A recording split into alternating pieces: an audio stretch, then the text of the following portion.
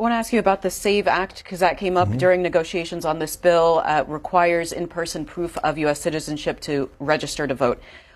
I'm assuming you're not in favor of that, so tell us why. So what we know is that the requirement of identification is a way to suppress votes. Not everyone has access to getting an ID.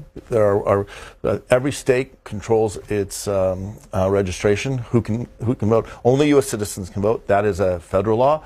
But how they register vote is done at the states. How the elections are conducted is done at the states.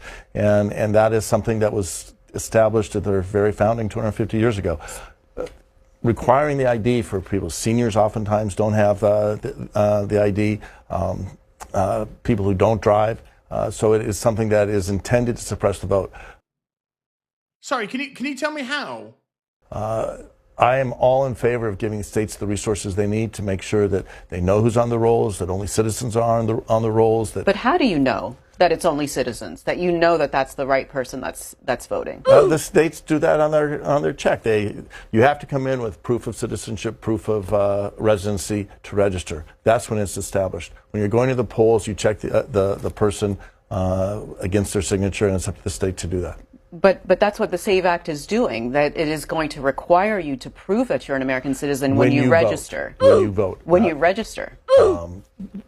Yeah, Maybe we'll disagree on that. Because right now it's just you check the box and say, under penalty of perjury, I am an American citizen. That's what happens at registration.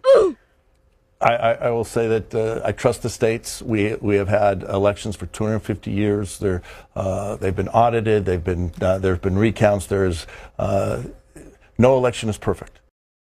No shit. And we've seen, even in the most recent elections, there have been cases of individuals trying to vote illegally. More often than not, those cases have been Republicans trying to vote for President Trump.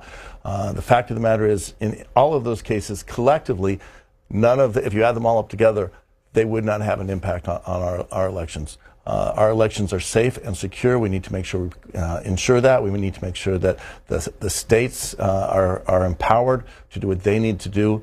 President Trump's calling for nationalization of elections.